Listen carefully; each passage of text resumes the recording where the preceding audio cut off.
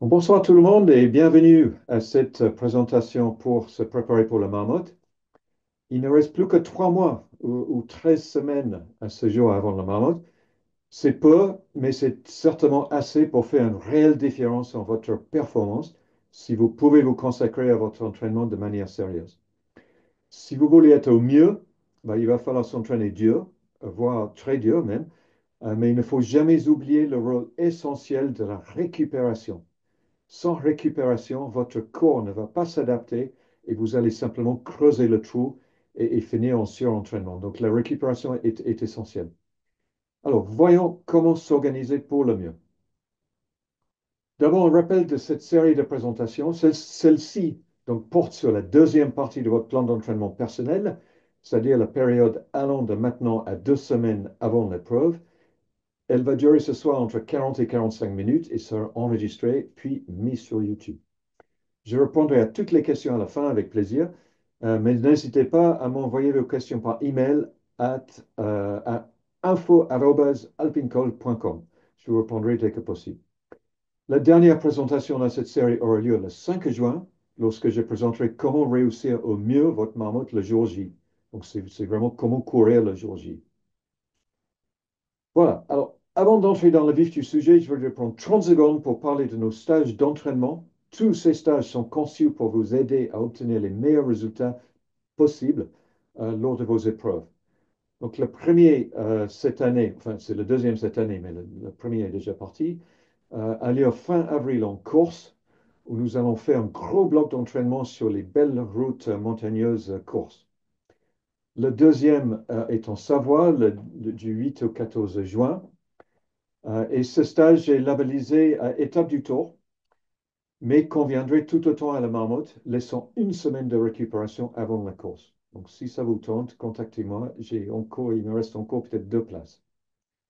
Alors, pour plus de détails, voir notre site web ou m'envoyer un mail, toujours info@alpincol.com. Voilà. Alors, que faut-il pour réussir sa course à la marmotte? Parler d'entraînement pour la marmotte n'a guère de sens tant qu'on ne sait pas ce qu'il faut pour réussir l'épreuve. Donc, je commence toujours par ça, en fait. Voyons donc ce qui s'est passé les années précédentes. Ce premier tableau donne les temps officiels, sans les parties non chronométrées, ainsi que le temps de parcours complet pour 3 classifications. Le premier, le millième et le dernier. C'est les données, si mes souvenirs sont exacts, de 2022, je crois. L'information la plus utile est sans doute les watts par kilo ou le VAM, la vitesse ascensionnelle en mètres par heure, qui est nécessaire à réussir en moyenne sur l'ensemble des montées. Donc, c'est des chiffres que j'ai calculés moi-même en prenant euh, les données de ces coureurs. Et c'est calculé que sur les montées, ce n'est pas sur l'ensemble du parcours, bien évidemment. Donc, on voit que le premier a pris presque 6 heures pour le temps complet, qui avait un watt par kilo à 4,8 sur les montées, presque 5 watts par kilo sur les montées, et a monté un VAM de 1300 mètres vertical par heure. Ça, c'est une sacrée performance. Ça se rapproche, c'est pas encore au niveau professionnel, mais ça se rapproche quand même.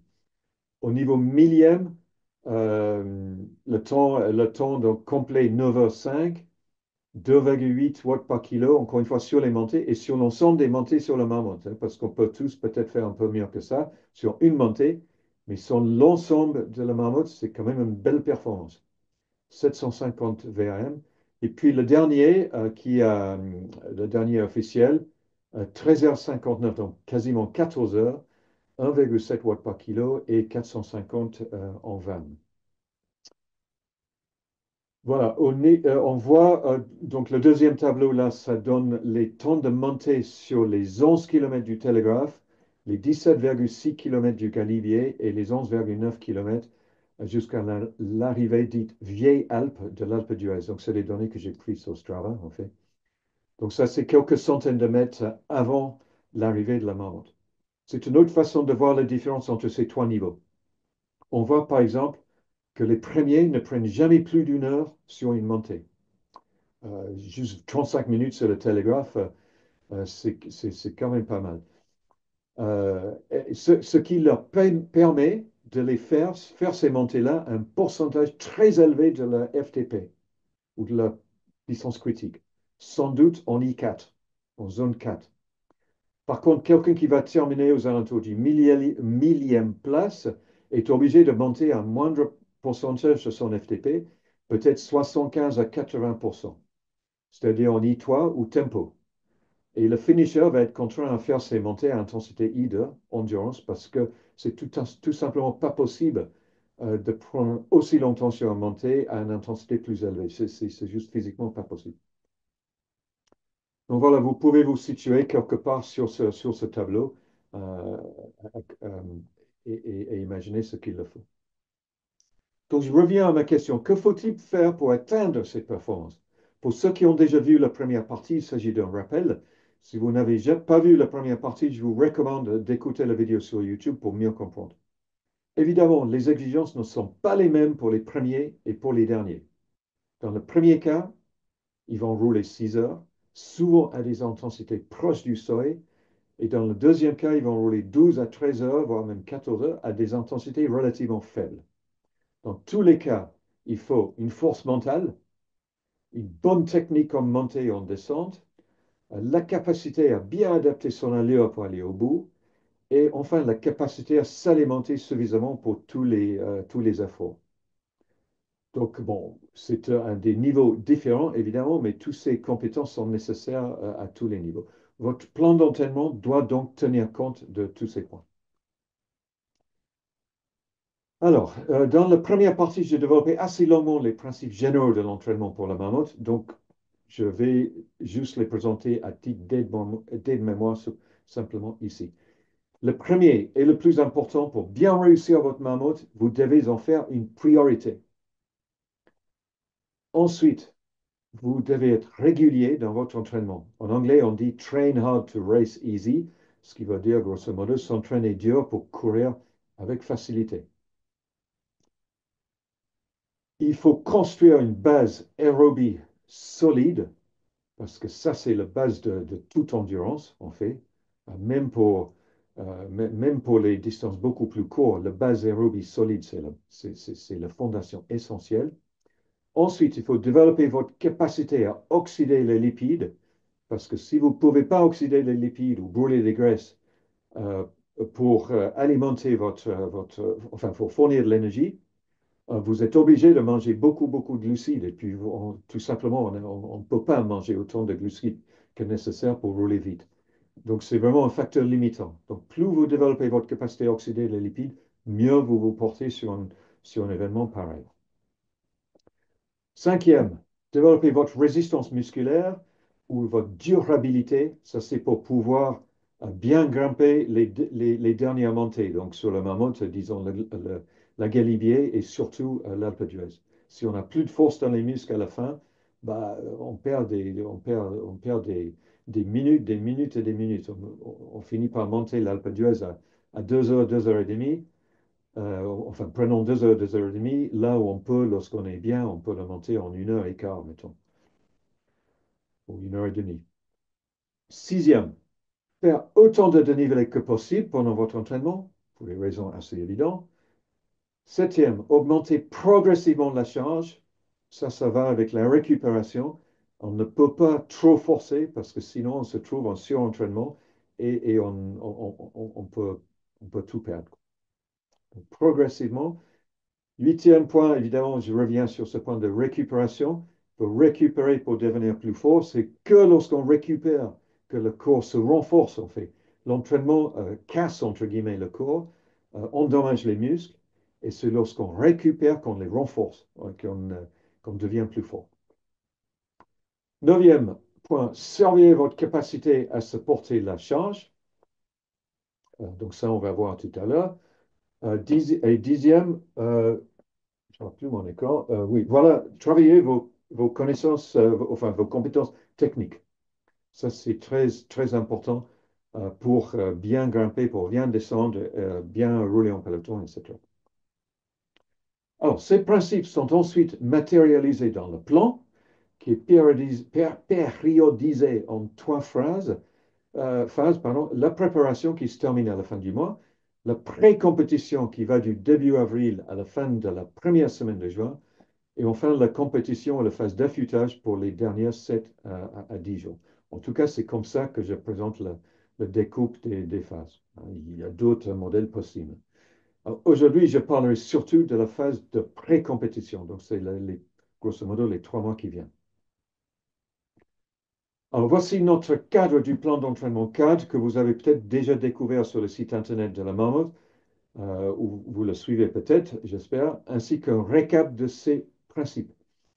Comme j'ai dit lors de la première présentation, il s'agit d'un cadre et non d'un plan d'entraînement détaillé jour par jour. L'idée est que vous preniez ce cadre comme point de départ pour créer votre propre plan d'entraînement qui sera parfaitement adapté à vos besoins, à vous.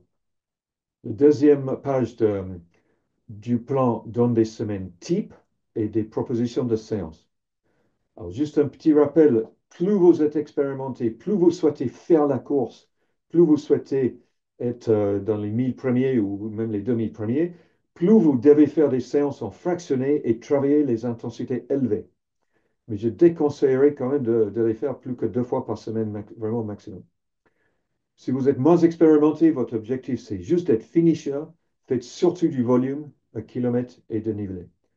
Vous pouvez faire un peu d'intensité, mais ce n'est pas nécessaire d'en faire trop. Alors, venons maintenant au détail de l'entraînement pour ces 13 prochaines semaines. Les principaux objectifs ciblés durant cette période sont d'abord de renforcer votre endurance aérobie afin de pouvoir rouler fort jusqu'à 6 heures sans fatigue, voire plus d'ailleurs, 8 heures, même 9 heures sans fatigue excessive. Euh, Deux, travailler sur la durabilité, c'est-à-dire la capacité à répéter les ascensions sans perte de puissance. Troisièmement, il est important de simuler les conditions de course au moins 2 ou 3 fois avant l'épreuve. Quatrièmement, il faut inclure quelques exercices pour affûter vos compétences techniques, telles que rouler vite en peloton, descendre rapidement, prendre les virages à vitesse élevée, etc. Et enfin, optimisez votre nutrition, votre alimentation afin d'alimenter correctement votre entraînement, de faciliter l'oxydation des graisses et enfin d'entraîner votre tube digestif à la quantité importante de glucides que vous devez manger pendant la course. Donc voilà les objectifs. Voyons maintenant comment procéder. Donc d'abord, comment renforcer votre endurance aérobie? C'est à un certain niveau extrêmement simple. Vous devez faire autant de longues sorties que possible. L'indicateur clé pour ces longues sorties, c'est le temps et non pas la distance. Pourquoi je dis ça? C'est parce que si votre objectif, si vous vous donnez un objectif en distance, vous serez toujours tenté de rouler plus vite pour finir plus tôt, ce qui est contraire à votre objectif.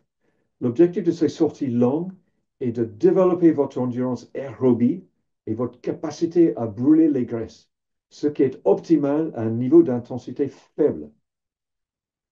Fixez-vous donc un objectif de durée et non de distance et assurez-vous de rester en dessous du premier seuil aérobie. Je reviendrai dans un instant pour expliquer ça plus en détail. Mais pour la plupart des gens, cela signifie pas plus que 60% de votre fréquence cardiaque max ou de votre FTP, votre puissance critique. Alors, le problème pour certaines personnes est qu'on peut trouver ces longues sorties lentes assez ennuyeuses. Il est donc important de comprendre pourquoi vous devez le faire. Donc, je commence par une citation du professeur Saint-Mélan, qui est l'un des plus grands experts mondiaux en matière de métabolisme et qui est l'entraîneur principal du team UAE Emirates. Et donc, jusqu'à très récemment, il était le coach personnel aussi pour un certain Tadej Pogacar. Alors, ce qu'il dit, donc Saint-Mélan, au cours des 18 dernières années, blablabla, l'entraînement en zone 2 est absolument essentiel pour améliorer les performances. Bien en zone 2, pas en zone 3, pas au tempo. Et on a tous tendance, lorsqu'on part pour faire une sortie d'entraînement, on a tous tendance à rouler tempo. surtout si on se fixe un objectif de distance. C'est pour ça que je dis objectif d'heure et rouler doucement, en zone d'heure maximum. Alors, pour que cela fonctionne, évidemment, il faut connaître la limite supérieure de sa zone d'heure. Et d'après mon expérience, la plupart des gens pensent que la zone d'eau est beaucoup plus élevée qu'elle ne l'est en réalité. Je présente ici un modèle typique à 5 zones avec les deux marqueurs physiologiques que nous appelons les seuils. Donc, n'oubliez pas que tous ces soi-disant seuils sont en effet une fourchette et qui ne sont pas constants. Donc, ça passe pas de 1 watt à l'autre, d'une zone à l'autre. C'est vraiment une fourchette. C'est dans une fourchette d'au moins 10 watts. Euh, donc, ils ne sont pas constants et en plus, ils varient en fonction de votre niveau de forme physique et aussi de votre fatigue à court terme. Alors, le deuxième seuil en haut de la zone 4 est le plus connu. Lorsqu'on parle de seuil, le plus souvent, c'est celui-là dont on parle, en fait. Donc, je ne vais pas trop m'y attarder ce soir. Pour les épreuves comme le mammouth, le premier seuil est le plus important pour la plupart des coureurs, en tout cas.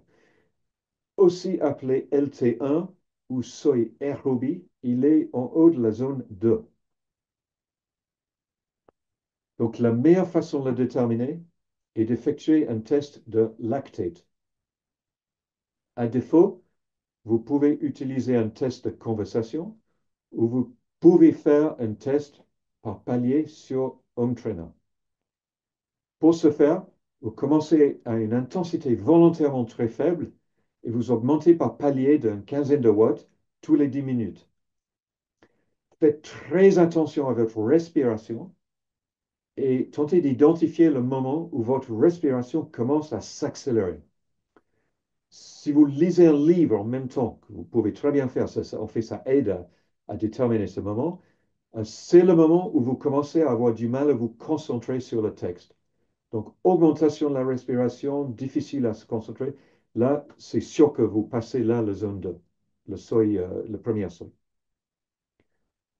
Donc, c'est possible évidemment d'aller faire un test de lactate en labo, mais ça coûte cher et c'est pas toujours facile à trouver. Voilà, donc on a parlé de l'endurance aérobie. Le deuxième point est de travailler votre durabilité, ce qui est la capacité à fournir des efforts répétés à une intensité élevée. Plus votre durabilité est bonne, plus vous avez de chances de pouvoir rester avec le bon groupe du début jusqu'à la fin, et surtout lors de la dernière montée.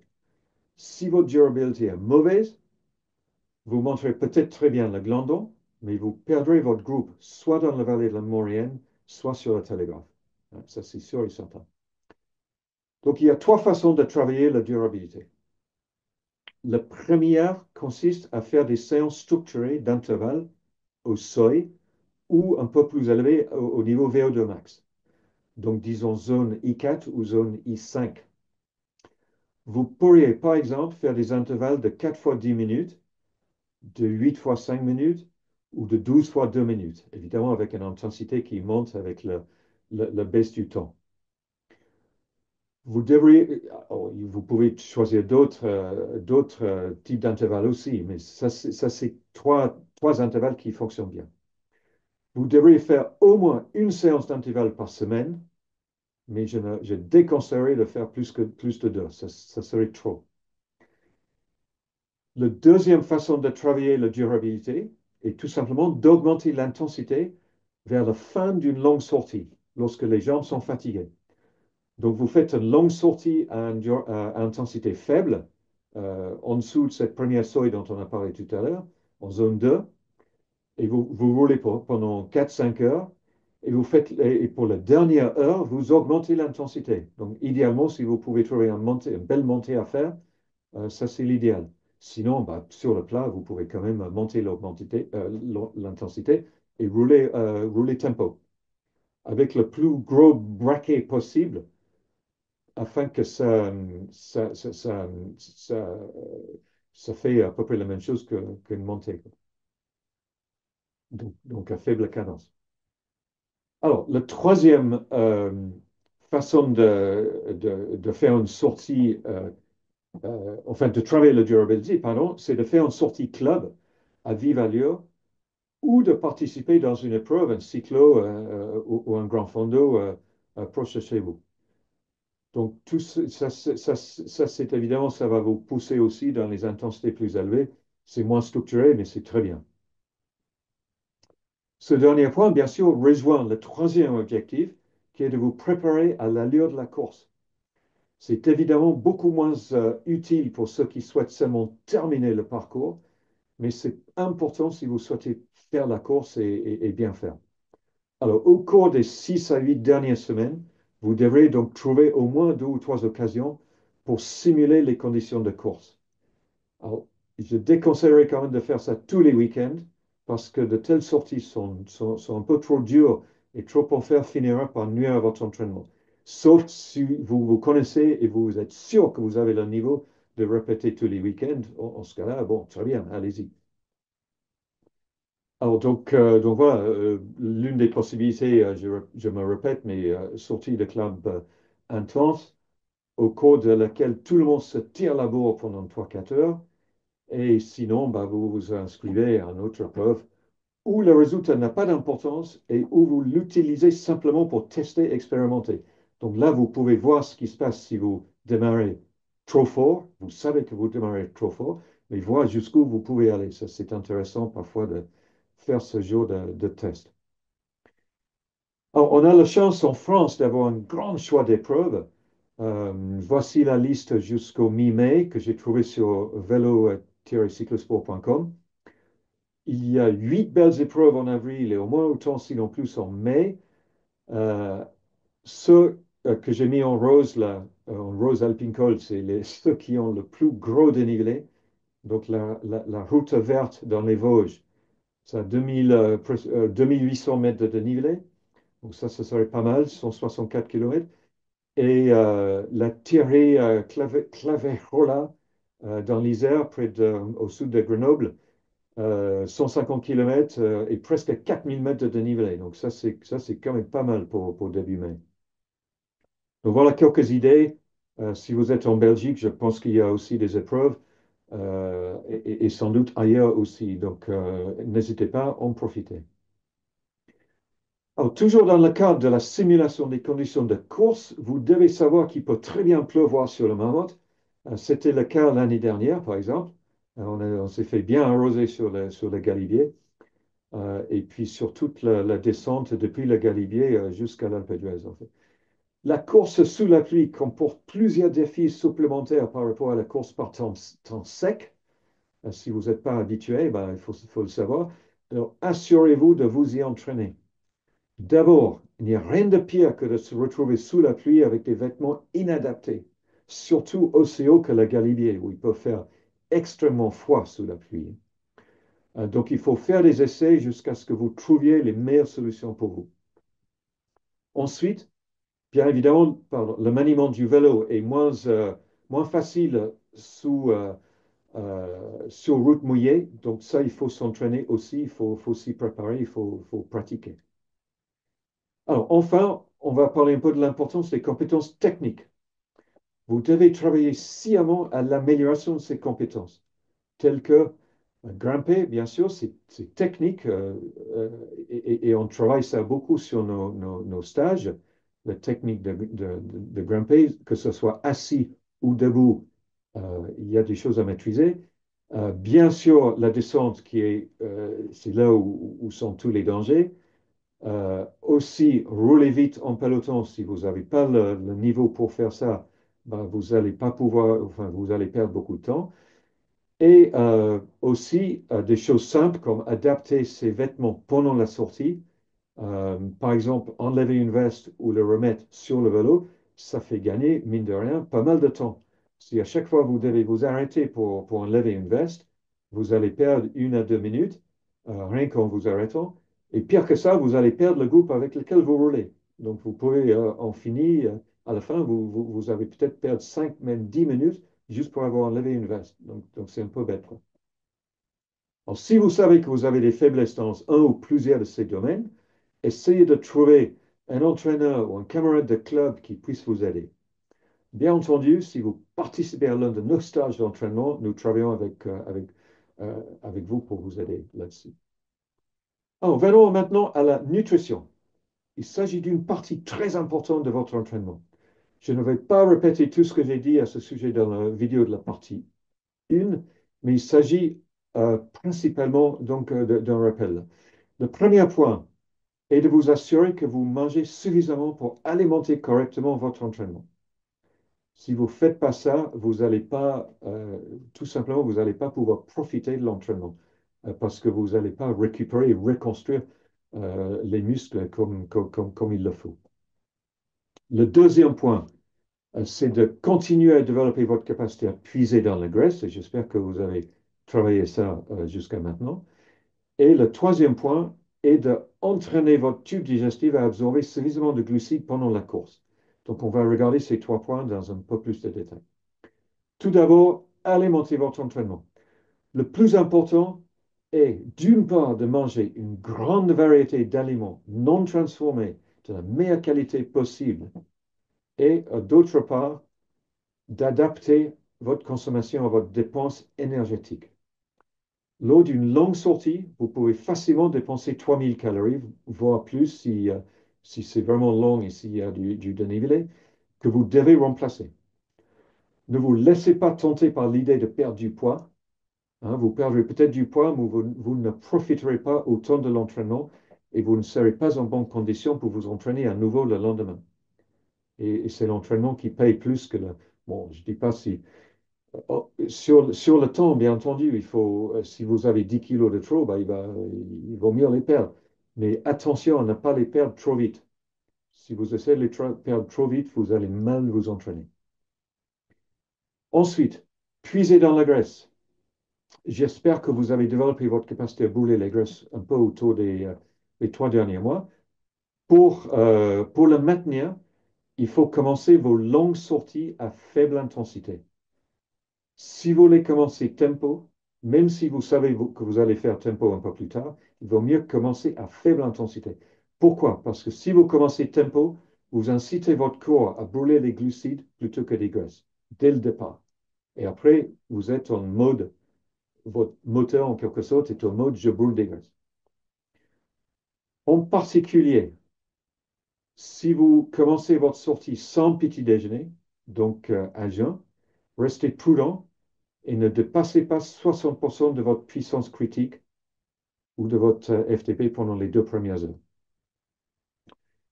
Alors, ne rien manger pendant les 2 ou 3 premières heures, puis passez rapidement à 60 grammes de glucides par heure ou plus.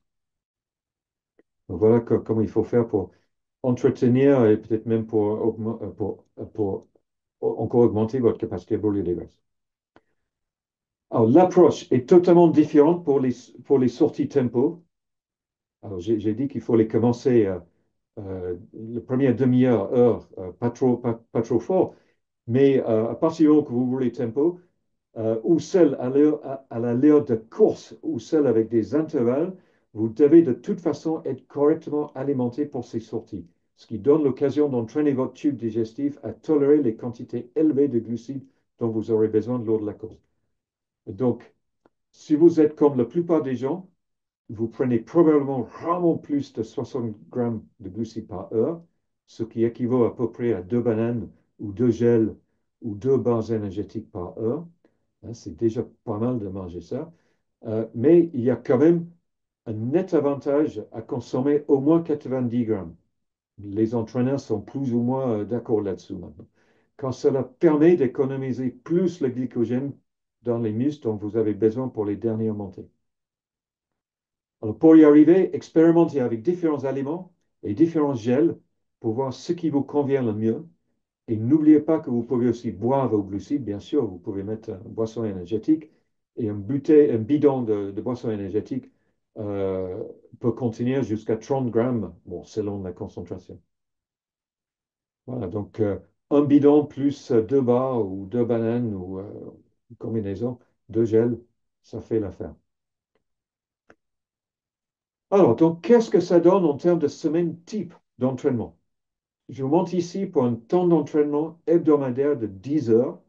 Et puis après, dans quelques instants, je vais vous montrer les mêmes tableaux pour une semaine type d'entraînement de 20 heures par semaine, hein. Donc d'abord pour les semaines à charge, donc à gauche. A priori, vous ne devriez pas faire plus de 2 à 3 semaines de charge de suite sans une semaine de récupération, hein. Donc n'oubliez jamais la semaine de récup. Si vous avez plus de 50 ans, c'est probablement plutôt 2 semaines de charge, une semaine de récup. Si vous avez moins de 50 ans, ça peut être 3 semaines de charge, une semaine de récup. La raison étant qu'à partir de 50 ans, on récupère moins vite et moins bien. Alors, au cours d'une semaine de charge, la sortie la plus importante est la longue sortie à faible intensité, que j'ai placée ici le dimanche. Évidemment, vous le mettez où ça vous convient dans la semaine, hein. Et le deuxième plus important est la séance d'intervalle du milieu de semaine. La troisième séance est une séance plus courte et de faible intensité. Alors, il y a aussi de la mobilité pour rester souple et ne pas, au fait, ne pas créer des déséquilibres dans les muscles qui s'installent si on ne fait que du vélo. La semaine de récupération, donc c'est à peu près moitié en termes de charge et on ne fait pas d'intervalle, tout simplement. Donc regardons maintenant pour une semaine type de 20 heures. Donc si vous avez 20 heures pour vous entraîner, vous êtes probablement à la retraite ou en pause prolongée de travail, parce qu'évidemment, trouver 20 heures pour s'entraîner lorsqu'on travaille, c'est pas évident. La première chose à noter est que vous ne pouvez pas maintenir ce niveau d'entraînement que si vous y êtes déjà habitué, hein. Si vous vous entraînez actuellement 10 heures par semaine ou 12 heures par semaine, il vous faudra probablement, c'est pas précis, mais il vous faudra en tout cas plusieurs mois pour atteindre 20 heures par semaine. Vous ne pouvez pas passer de 10 heures à 20 heures comme ça. Vous pouvez bien sûr faire cela, ou plus même, en une seule semaine lors d'un stage d'entraînement. Ça ne pose pas de problème. Et c'est très bien, mais vous ne pouvez pas le maintenir semaine après semaine sans adapter lentement votre cours sur une longue période. Donc, OK pour un stage, mais pour avoir cette charge semaine après semaine, enfin, toutes les semaines, non, ça prend des mois pour y arriver. Si vous pouvez, par contre, vous entraîner autant, très bien. La sortie la plus importante reste la longue sortie à faible intensité du dimanche, suivi de la séance d'intervalle du mardi sur mon plan, hein. Encore une fois, vous mettez dans la semaine comme ça vous arrange. De la sortie tempo de jeudi et de deux autres sorties à faible intensité le vendredi et le samedi. Pour compléter ces séances par une séance de musculation au vélo, probablement le mercredi. Vous pouvez aussi faire ça, bien entendu, lorsque vous faites que 10 heures par semaine, et c'est une bonne chose à faire. Et vous complétez aussi par quelques séances de mobilité qui pourraient avoir lieu, par exemple, le lundi et le vendredi. Pas de travail d'intensité la semaine de récupération, mais maintenez un volume décent de sortie de faible intensité. Donc voilà pour les 2 semaines type 10 heures, 20 heures. Évidemment, si vous pouvez vous entraîner à 15 heures, ben vous faites entre les deux. Alors, cela ne sert à rien d'avoir un plan si vous ne le suivez pas. Pour vous aider à vous entraîner correctement et régulièrement, voici quelques conseils qui sont simples, fondés sur la recherche et qui ont fait leur preuve. Donc, d'abord, rédigez votre programme hebdomadaire à la main. Si vous l'écrivez à la main, vous allez plus le retenir, vous allez plus, la recherche a prouvé qu'il y a plus de probabilité que vous allez le faire. Utilisez des verbes actifs. Faites en sorte que ce que vous avez écrit soit mesurable. Et si vous utilisez des rappels visuels comme des post-it collés sur le frigo ou sur la porte ou sur la fenêtre, ben, renouvelez-les chaque jour parce que sinon ils font partie du décor et vous ne les voyez plus. Donc voici donc un exemple du plan hebdomadaire qui est écrit à la main avec des verbes actifs, donc rouler 6 heures à faible intensité, faire une séance d'intervalle. et tout est mesurable. On sait si on l'a fait ou si on ne l'a pas fait. Donc voilà un exemple. Alors maintenant, on vient à ce problème de est-ce que je suis capable, est-ce que je suis prêt à faire une séance intense? Il est important de comprendre que vous ne devez faire une séance intense que si votre corps est vraiment prêt à la supporter. Si votre corps n'est pas prêt, c'est-à-dire si vous êtes très fatigué, si vous avez des jambes très raides, des muscles courbaturés, ou si vous vous sentez très stressé, pour une raison peut-être qui n'a rien à voir avec l'entraînement, hein, une raison liée au travail ou à la maison, ou peu importe ce qui se passe dans votre vie, si vous êtes très stressé, si vous êtes très fatigué, faire un entraînement intensif serait littéralement une perte de temps. Alors, ce que je dis est totalement basé sur la recherche et c'est éprouvé. Car votre corps ne serait pas en mesure de créer les adaptations que vous souhaitez. Vous avez trop, je ne rentrerai pas trop dans les détails, mais vous avez trop des mauvaises hormones qui coulent dans votre sang et ça empêche de profiter de l'entraînement. Donc, ne tombez pas dans le piège du no pain, no gain, où on n'a rien sans mal. Euh, et il faut vous entraîner. Si c'est votre cas, il faut que vous vous entraîniez soit de manière très soft, soit vous prenez un jour de repos. Alors, comment savoir s'il est raisonnable de s'entraîner ou non? C'est ça qu'on va aborder maintenant. Les professionnels et certains amateurs sérieux ont des outils pour mesurer son état de fatigue et de stress. Mais honnêtement, je les classerai dans la catégorie des gains marginaux.